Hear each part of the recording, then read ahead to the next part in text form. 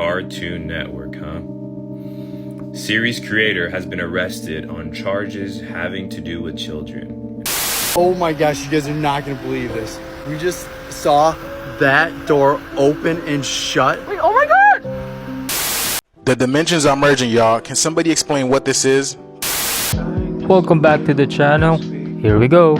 Have you ever asked yourself something as simple as where did gold come from? There's no process by which gold can form in the earth. And science has been trying to figure out how this happened. Their theory that in the furnace of supernovas, when stars explode, or neutron star mergers, the heavy elements are formed, and then these elements are ejected out into the universe, made their way over here to our solar system, and bingo bongo, ends up in the earth.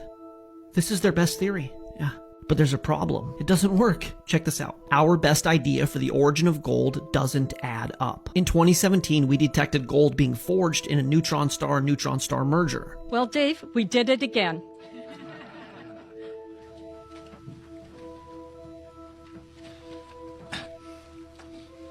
Astronomers have thought for a long time that the collisions of these neutron stars produce heavy elements, and there's been hints of that in other astronomical observations. But this result provides definitive evidence for first time that elements such as platinum, gold, uranium are actually produced in these collisions. This is my great-grandfather's gold watch. It's about 100 years old. The gold in this watch was very likely produced in the collision of two neutron stars approximately billions of years ago. We don't know exactly when. This one neutron star merger, occurring in a galaxy over 130 million light years away, had seemed to provide the answer. But then a funny thing happened over the next 7 years, bringing us to the present day. Only one other neutron star merger has ever been detected. And unlike the first event, it did not produce a kilonova or create any heavy elements. This has taught us something remarkable and important. Our initial estimate that around 100% of the heaviest elements in the universe was produced from neutron star mergers is no longer consistent with the data we've collected. The amazing thing is that every atom in your body came from a star that exploded. And the atoms in your left hand probably came from a different star than your right hand. It really is the most poetic thing I know about physics. You are all stardust.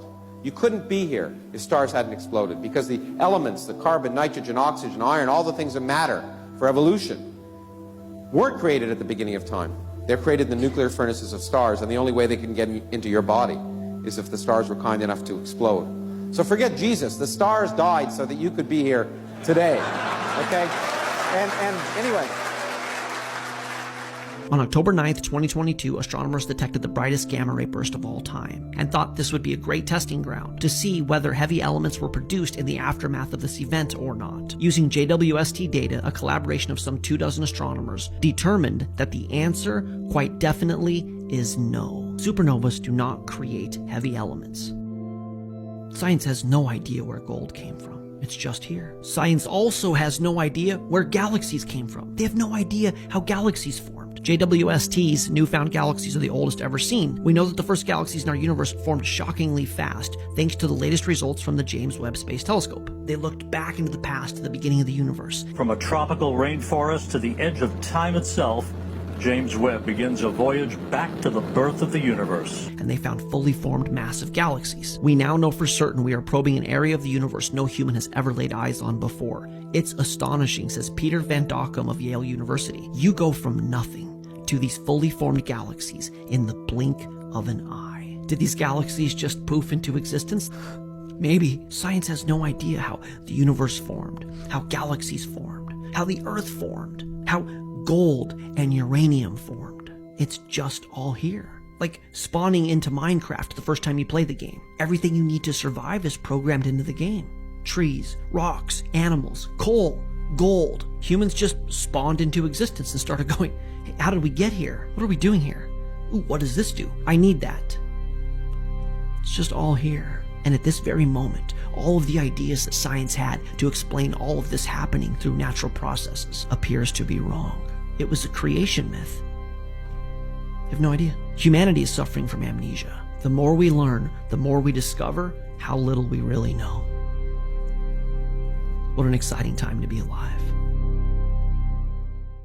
So behind the quantum holographic universe, behind that, there is nothing but electromagnetic waves, and those waves are propagating and being sent into this realm, into this dimension, carrying energy, frequency, vibration, and when they interact with conscious thought, that's when they collapse things into protonic solids, which then collapse things into what we get as an illusion of solidity, an illusion of locality, an illusion of space and differentiation, and illusion of perception.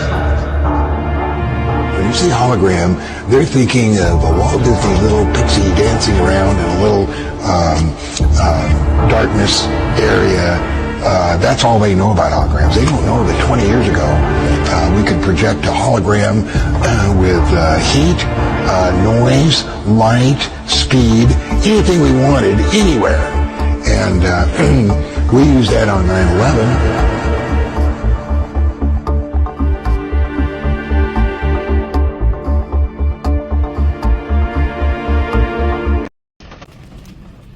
Ever seen lightning like this before? I haven't.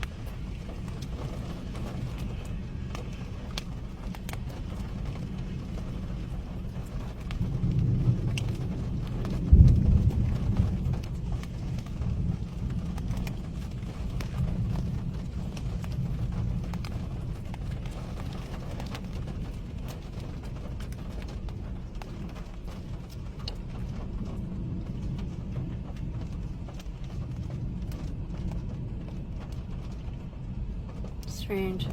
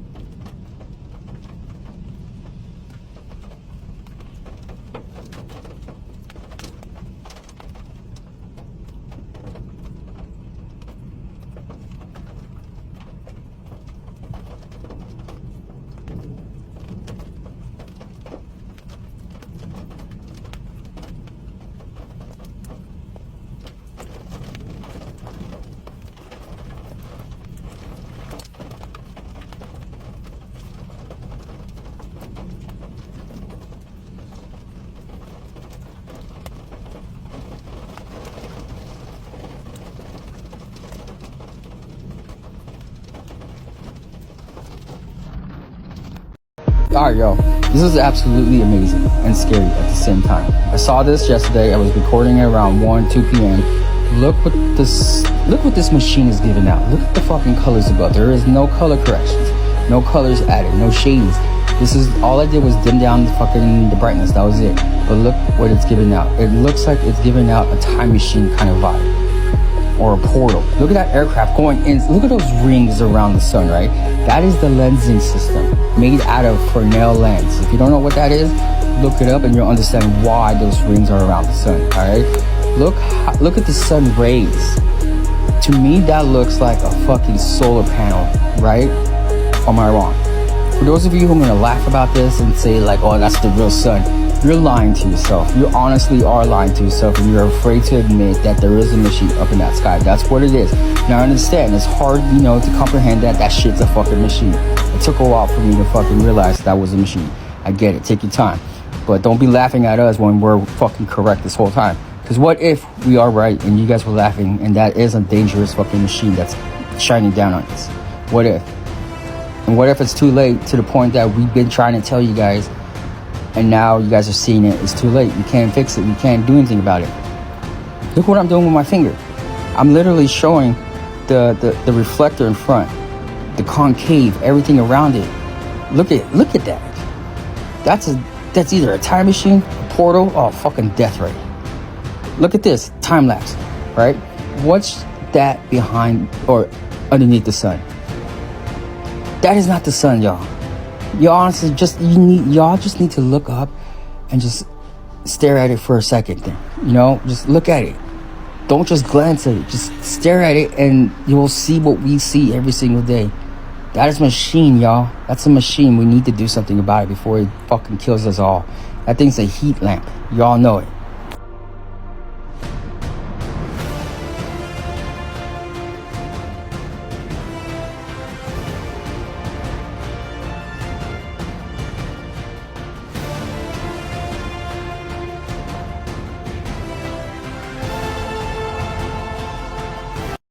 You are not going to believe the two things that I just found out about Bouvet Island. I'm sure we've all watched Aliens vs. Predator. But do you remember this, where they show pyramids in the background? Well, it's to this island, exactly. And here's another one that is strange. A Norwegian news article talked about the island, but also showed an image of it, and you can see that it is not 99% ice. In fact, it has a lot of greenery. Here's the weather station there.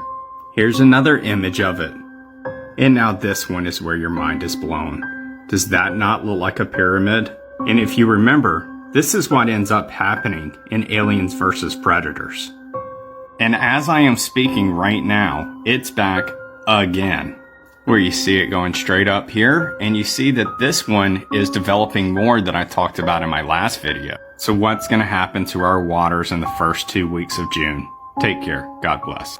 Most people believe that dinosaur skeletons displayed in museums consist of real dinosaur bones. This is not the case. Paleontologist, advisor for Steven Spielberg in the making of Jurassic Park, host of the Discovery Channel's documentaries about dinosaurs, Don Lessem, defends this practice by claiming that dinosaur bones are too rare to put on display. Quote, "In museums, bones are cleaned and cast, and the copies attached to one another to make skeletons. The real bone is too rare to put out on display. The real bones are incarcerated in thick vaults to which only a few select, highly placed researchers hold a key, which means that no independent researcher has ever handled a Tyrannosaurus rex bone. When people unaffiliated with the paleontological establishment attempt to gain access in order to study these dinosaur bones, they are met with refusal upon refusal." The world of movies and paleontology are like Siamese twins. People's view on the existence of dinosaurs is based not on firm evidence, but on Hollywood-fixated artistic impressions. Documentaries colorfully illustrate each dinosaur's characteristics like colors, weight, and muscle mass, but Don Lessem admits that this is pure guesswork. Consider, for instance, the question of how much these dinosaurs weigh. Says Don Lessem, quote, "Scientists don't know how much dinosaurs weighed. They don't like to make those estimates because they don't have enough information, but everyone wants them to guess." Overall, several millions of dollars have been spent promoting the existence of dinosaurs through movies, TV, magazines, and comics. The Land Before Time, Jurassic Park, BBC's various dinosaur documentaries, etc. National Geographic, which is owned by Rupert Murdoch's News Corp. News Corp also owns 20th Century Fox, the makers of the Ice Age franchise. Universal Studios, who made Jurassic Park and The Land Before Time. These productions are owned by Comcast, whose main shareholders include J.P. Morgan and the Rothschild-owned investment company Vanguard. Discovery Channel is owned by Discovery Communications, who also distribute BBC's TV shows. N.M. Rothschild & Sons Limited are financial advisors to Discovery Communications. Ice Cube was trying to red pill us for sure. What about this quarantine? Yeah, how serious is this monkey flu? Not serious at all, because it's not true. See, the government likes to covertly test the emergency response system every once in a while to see how people mobilize, the authorities respond, and the public react. Wait a minute, so this is just a drill? Exactly. They do it all the time. You remember H1N1? Yeah. A drill. Remember SARS? Yeah. a drill. Does that mean we can leave? No, y'all have to stay. See, the head of the CDC, they the only ones know it's a drill. So if y'all leave, I'm sorry, they're gonna have to take you out. TikTok, that was just a joke. Crazy thing is, that was made in 2012. Did you hear he's going on a podcast tour to expose a club? Some of you may not have realized that I'm not part of the club. And a lot of you listening to me right here, right now, you're not part of the club either. And what I realized with the club is what makes them so mad is when you don't want to be a part of the fucking club. That pisses them off. What club am I talking about? I'm talking about the club of gatekeepers that we all got to deal with. You know who they are, and they definitely know who they are. A lot of people be like, what? Who? Come on, man, stop playing. So if you have any interest in what he's talking about, he's been doing several podcasts. Check him out. There have been many pictures and videos that have came to light recently from Anlong County in China that shows clearly many dozens, if not more, pyramids hidden amongst the hillsides. Now the experts are saying these are no more than parallel layers of stones. They all just happen to look like pyramids. But it's pretty clear it's just one more in a growing list of reasons why we don't trust the experts anymore. And these certainly weren't the first pyramids uncovered in China. Here's a photo in 1945 from U.S. Airman James Gossman, and it was absolutely massive in size, dwarfing the pyramids in Egypt. You can pause to read more of his experience. In fact, there's been dozens, if not hundreds, of photos and reports of hidden pyramids scattered all throughout China. While government officials refuse access to investigate any of these sites, in fact, goes to great lengths to cover them back up, plant trees on top of them, and block off any access from the public. But even on the controlled Google Earth, you can still find many of them to this day. But it's no surprise they want to keep these hidden. These realm-wide pyramids show once again, history is nothing more than a set of lies agreed upon. Question everything, friends. Until next time.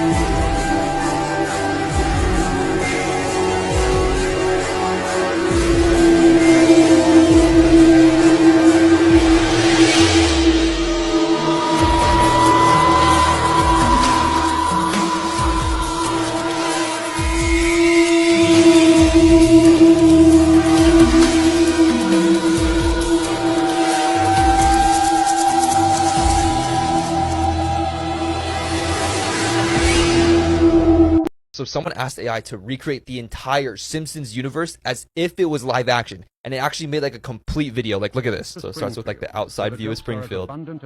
Oh my gosh, this is the house. That's the house. Oh my gosh! It made a live action Homer. His like 5 o'clock shadow. Yeah. Marge's hair. That looks like Marge. Dude, this is all AI. Oh my gosh. There's That's Bart. Their children include Bart. Got the spiky hair. Lisa. The haircuts are pretty on point. Yeah, it is. Oh my gosh. Right, they got like the binky. Mr. Burns. Mr. Burns. That looks Dude, like that is Mr. Burns. freaky. There's Moe's. Dude, it's crazy how AI was able to make all this. Yeah. Oh my gosh, Ned Flanders. Yes, sir. The legend. Oh my, it's crazy. He's like, hello neighbor. Krusty.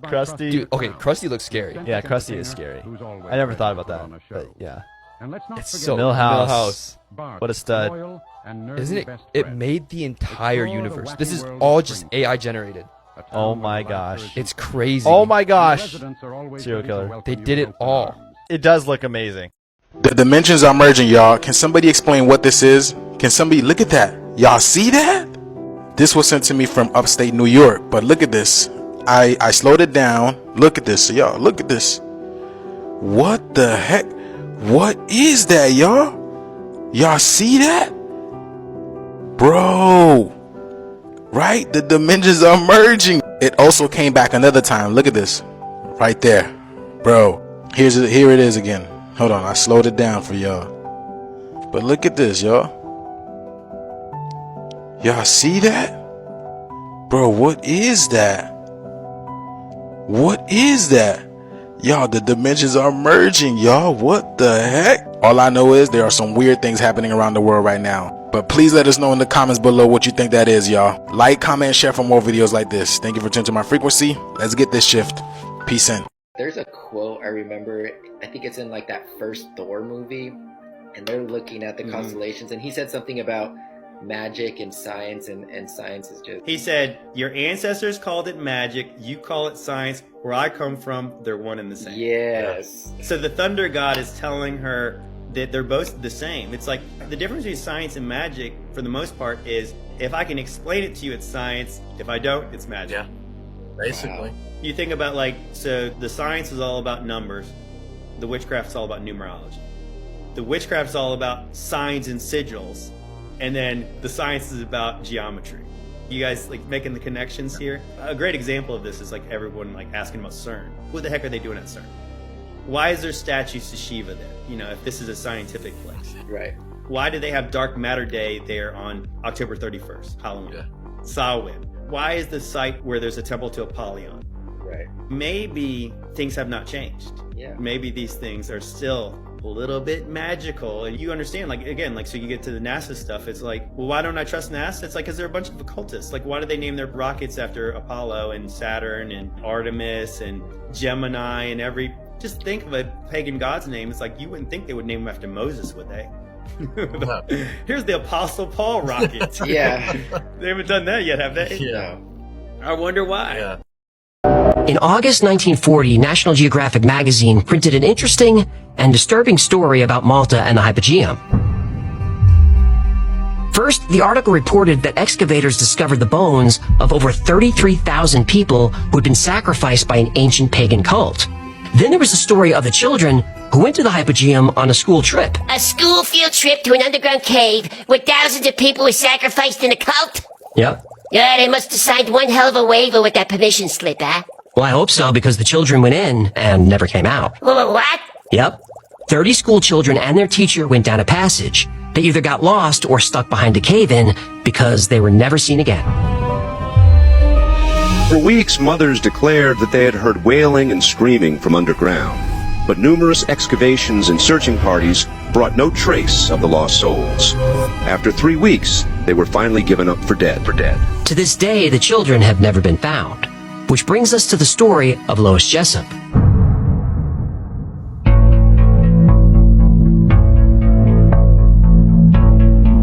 She was in Malta with a few friends touring the various historical sites. It was a hot summer afternoon, so a local suggested they go see the Hypogeum.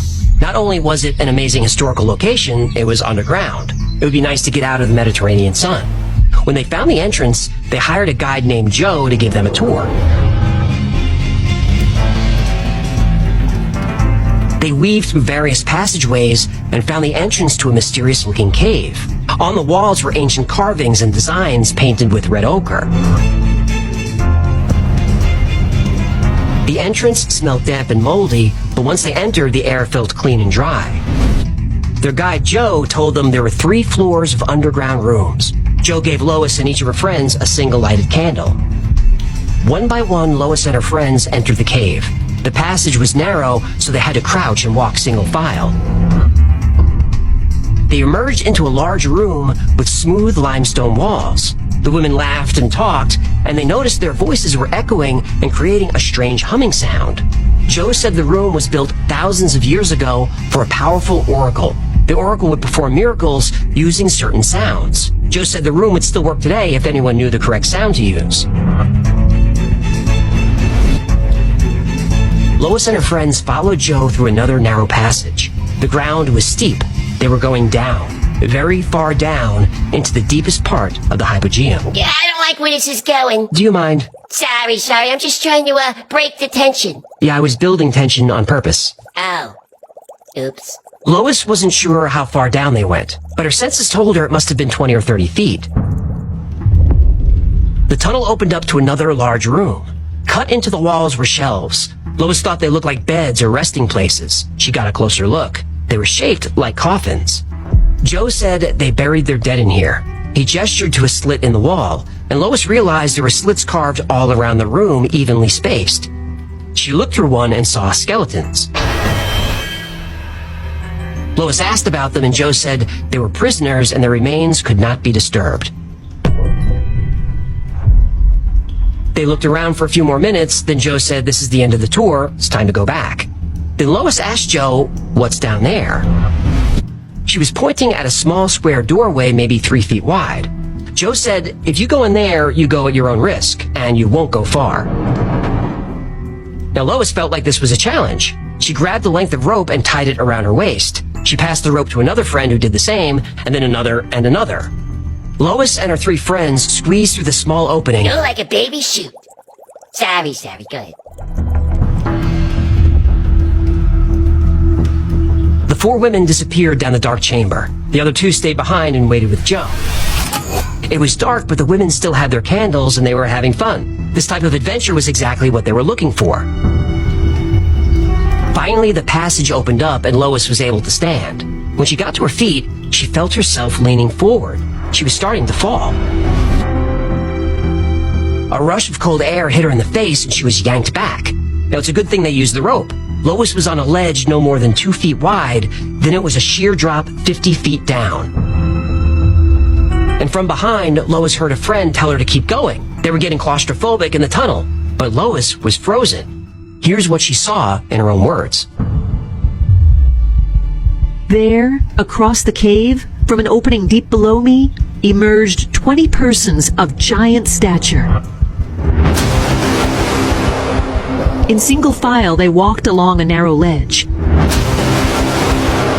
Their height I judged to be about 25 feet, since their heads came about halfway up the opposite wall. They walked very slowly, taking long strides. Then they all stopped, turned and raised their heads in my direction. All simultaneously raised their arms and with their hands beckoned me. Terror rooted me to the spot.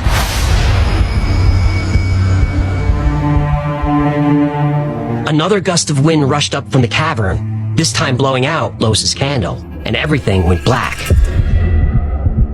And then she started screaming. She was in pure panic. She heard herself yelling, go back, as she shoved her friends back the way they came. The women spilled back into the room where Joe and the other 2 friends were waiting, and Joe said nothing, but Lois was suspicious. I looked up at him, our eyes met. I knew that at one time he had seen what I had seen. There was an expression of caution in his eyes, adding to my reluctance to tell anyone. I decided not to. Lois turned to head back to the surface when Joe grabbed her arm. He said, "If you're interested in exploring further, you should join a group. Soon I'll be taking a teacher and her students down there. I'm sure they'd enjoy the company." No! I left my address with him and asked him to have the school teacher get in touch with me. But I never heard any more about it until one of my friends told me to read the paper. A few months later, Lois returned to the Hypogeum and found another guide. She wanted to know about the teacher and the children, but the guide shrugged and said he couldn't talk about it. Lois still wanted answers. She asked, "Where's Joe, the other guide?" The man said, "Ma'am, I alone have been the guide of this catacomb for years. I don't know anyone named Joe." Lois went to respond, but something about this man frightened her, so she left. And though it had been her favorite place in the world to visit, she never went back to Malta. Never again.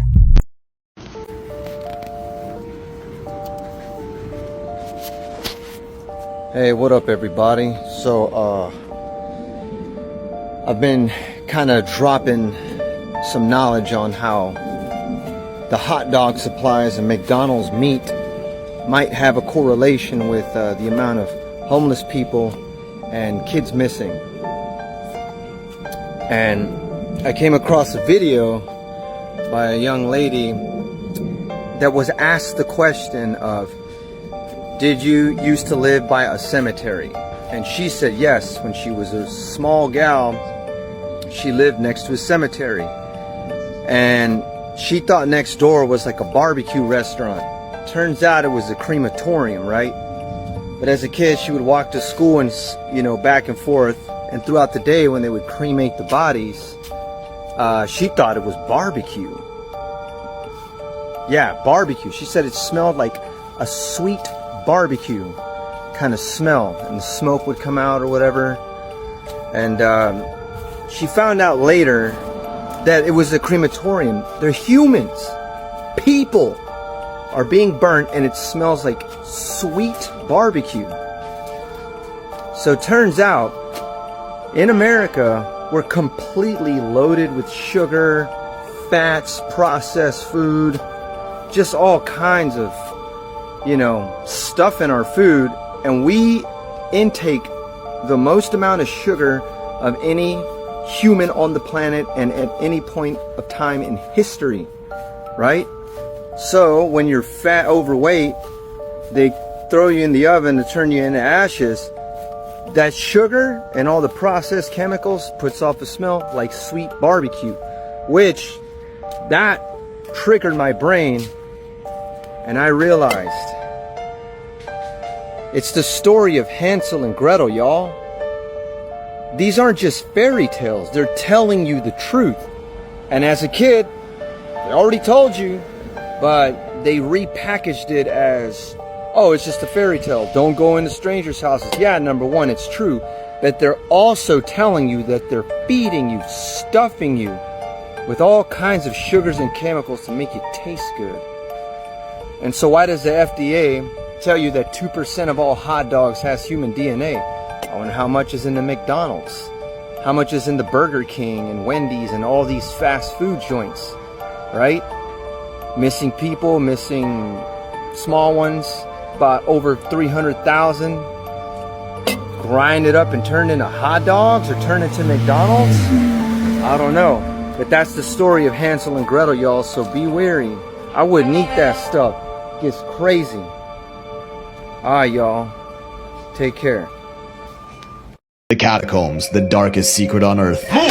An underground complex 300 kilometers long with 6 to 7 million bodies, and we're supposed to believe it's because too many people got sick and hungry? Or might they be hiding what remains of the old world? And that's just the one in Paris. These catacombs are all over the world. Just a theory, entertainment purposes only. So, why is there a labyrinth of corpses under the city of Paris in the first place? History tells us in the late 18th century, so many people were dying from disease and famine that they started running out of cemetery space to bury them. Bodies were piling up so much they were causing odors throughout the city, so King Louis XVI ordered his authorities to fix this problem. In 1785, they uncovered an old underground tunnel system called the Tombe Issoire quarries, which were used as limestone quarries hundreds of years earlier to build famous sites like Notre Dame. They repurposed these tunnels to relocate all the bones from the overpopulated cemeteries over the course of about 12 years, and did so with an air of secrecy. You know, to not raise panic among the citizens, of course. The site was officially called the Paris Municipal Ossuary and eventually began to take on the mythical name of the Catacombs. The first thing anyone notices about these subterranean graves is the intricate, almost ritualistic design of the human remains. The bones weren't just stashed away in large heaps as one might expect would be the case for a disposal project as this one, but were organized in a decorative fashion, aligning femurs with skulls along the walls, geometric patterns, a throne of bones, and even this famous centerpiece known as the barrel, which, according to sources, were all put in place by the average 18th century quarrymen. They were led by official quarry engineers like Louis Etienne d'Aturi, but still peculiar to see. In fact, the architecture was so nice that in 1809 the catacombs were even open to the public for tours, which only the rich could afford. Ritualistic sites involving the deceased attended by only the elite class?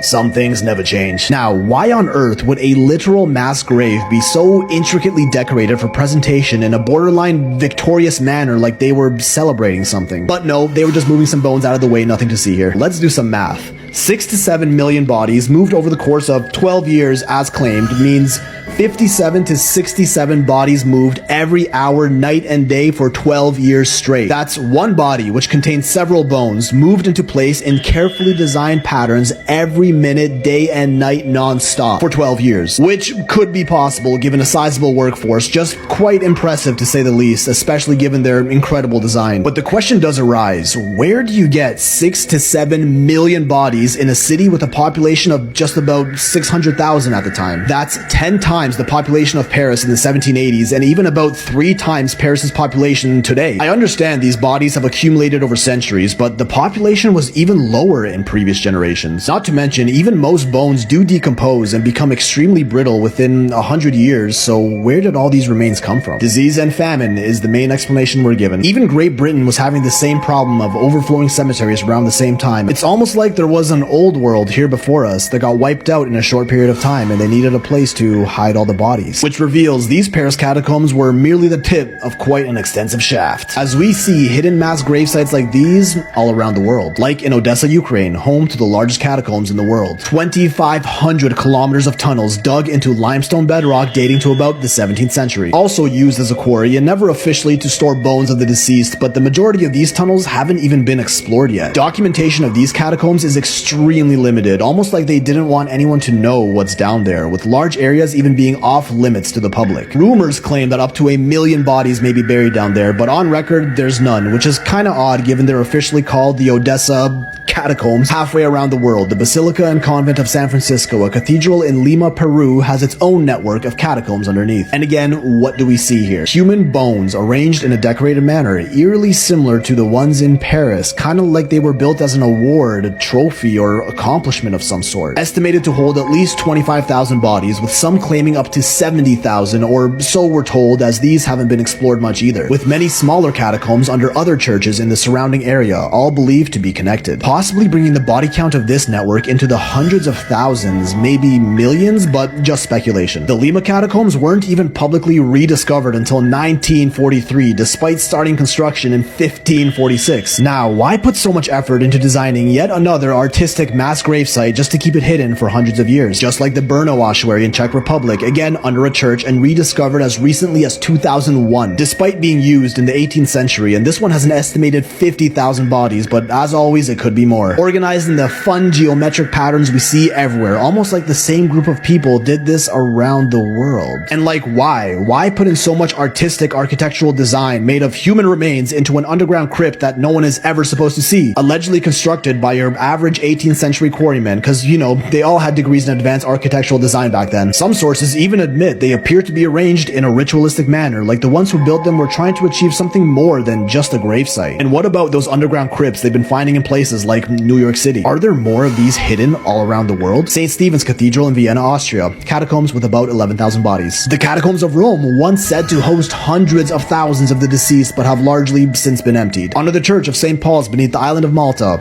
more catacombs. This list is endless. Almost always found directly under a church or cathedral. The obvious answer is they want to honor the dead by burying them under places of worship. Unless it was the churches that were strategically built on top of the catacombs. A perfect hiding spot for mass graves that nobody would accidentally stumble upon while keeping the majority of their known tunnels off limits to the public. These are just the ones we know about. There could be many more under major cathedrals in every city. So did all these places just happen to have body overpopulation issues in the past they solved by ceremoniously decorating underground caverns with skulls and femurs? And today, we're A-okay, despite global population skyrocketing. Or maybe there was something back then that resulted in a huge spike of bodies.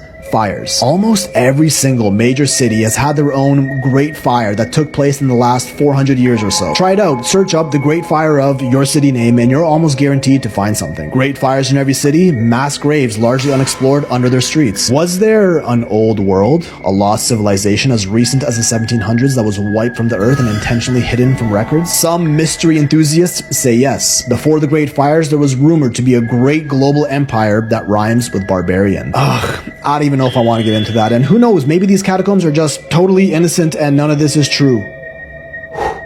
Hey, if you're still here, please do me a favor and hit the like and subscribe button so this video gets recommended to other people. Thank you. What do you really mean about time speeding up? Well, let me answer in the form of a question. Which lasts longer? 1,000,000 years in which nothing happens, or 10 seconds with 50,000 events crammed into it. In other words, really time is only experienced by the events which occur within it. And I maintain that the early universe had very little going on, and consequently, time moved very, very slowly. The character of time as we approach the present is that there are more and more physical domains and energetic domains in which change can occur. So when I say time is speeding up, what I mean really is that more and more is happening. More and more is happening. And if you ask the question, well, what would be the ultimate state of connectivity or of happening? It's when all points are connected to all other points. Somehow this concept of connectivity is intimately linked to the concept of complexity. And so really what I'm saying is that the universe is getting its act together. It's connecting the dots. It's bringing everything into co-relationship with everything else. And somehow it does this through the production of consciousness. Consciousness is this integrative function in biology which takes data which may appear profoundly unrelated, and in fact brings it into some kind of a congruent relationship. We say an organism coordinates a point of view. Well, in a way, what's happening over time is that the universe is coordinating a point of view. And as it does this, it becomes somehow more aware, more self-conscious, more being-like and less thing-like. And as I said, this process is not proceeding at a steady pace. It's proceeding faster and faster. More connectivity occurs now in a calendar year than occurred in 1,000,000 years, 1,000,000,000 years ago.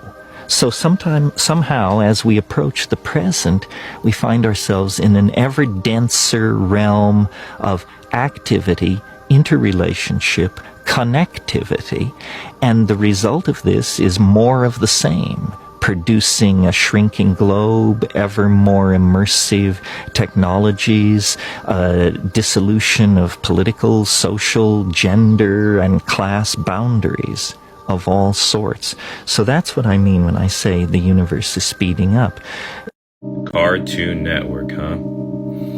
Series creator has been arrested on charges having to do with children, and I think you know what we're getting at here. This man, Kyle Carrozza, has allegedly possessed over 600 pictures of children. Let's see, you ever heard of Mighty Magiswords? He created that show. The SpongeBob movie, he worked in the animation department, Fairly Odd Parents, storyboard artist, and the list goes on. I mean, this is a massive list of shows this guy worked on. If you guys haven't watched Quiet on Set, you need to go watch that because it just opens your eyes to how sick the industry can get sometimes, especially these ones when they're dealing with kids. It's just sad, man. What is the secret of Jeffrey Epstein's island? American entrepreneur Jeffrey Epstein had a private island, Little St. James, which is located in North Atlantic Ocean, close to Puerto Rico. What's interesting to me is that this island is close to Bermuda Triangle as well. Although the island is filled with a lot of luxury, but nobody really knows what's behind all this luxury. In 2005, the Palm Beach Police Department received reports of young women going to and from his residence.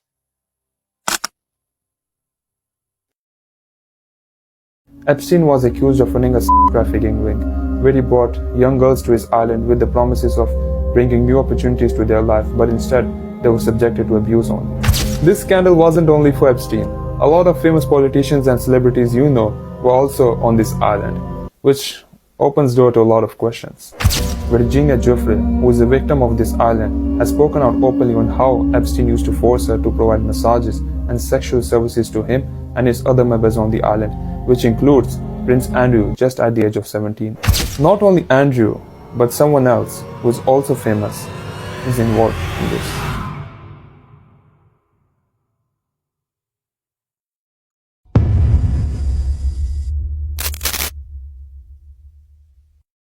Olympics opening ceremony.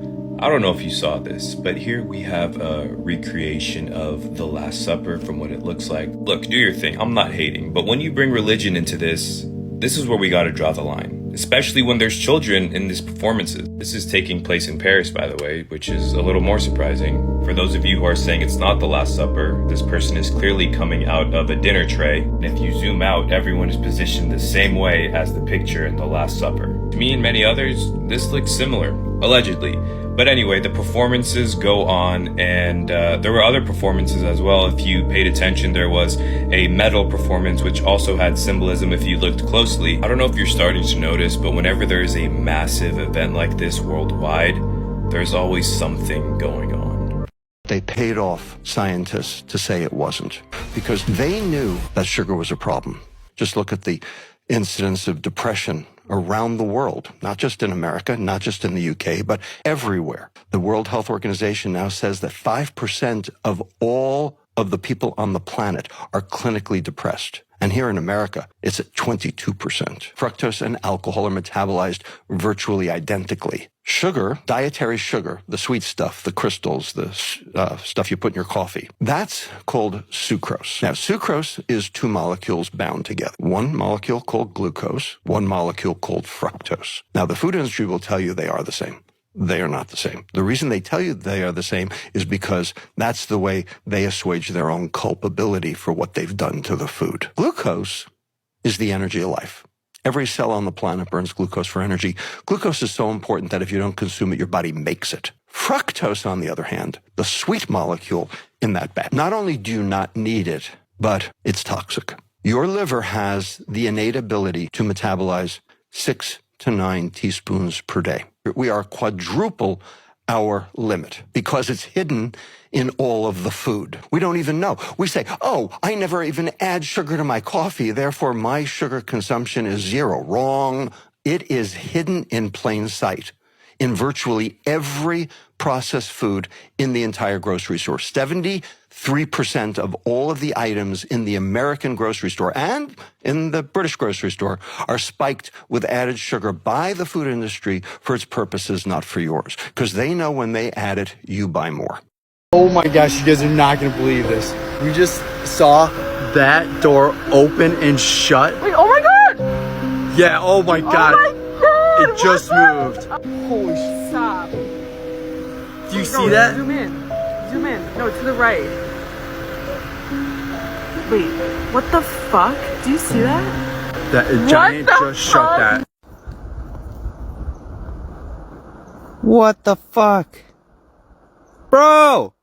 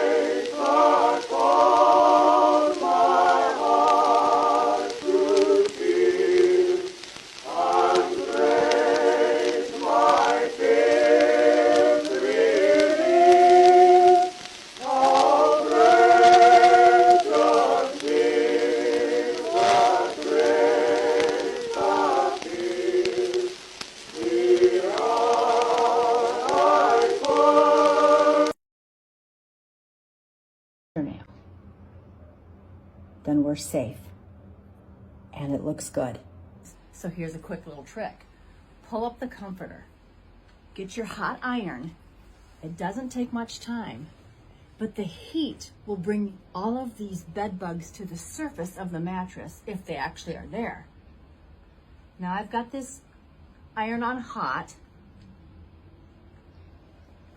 And you know, they like to live around the corners of the mattress itself. That should do it. Looks nice and clean and neat, right? I'm going mattress cover now. Oh my gosh! Oh my stars! Oh my gosh!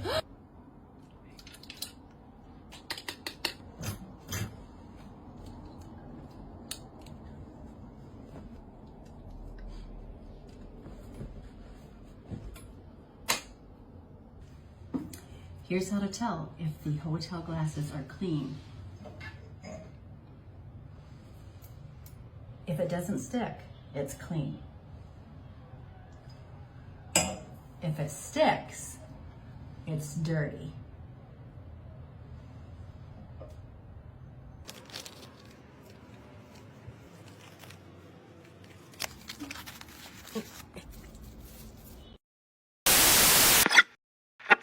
Alright, that's it for today's session. Please let me know your thoughts in the comments, and please hit the like and subscribe button if you haven't already. Thanks again everyone for showing up, and I will see you around.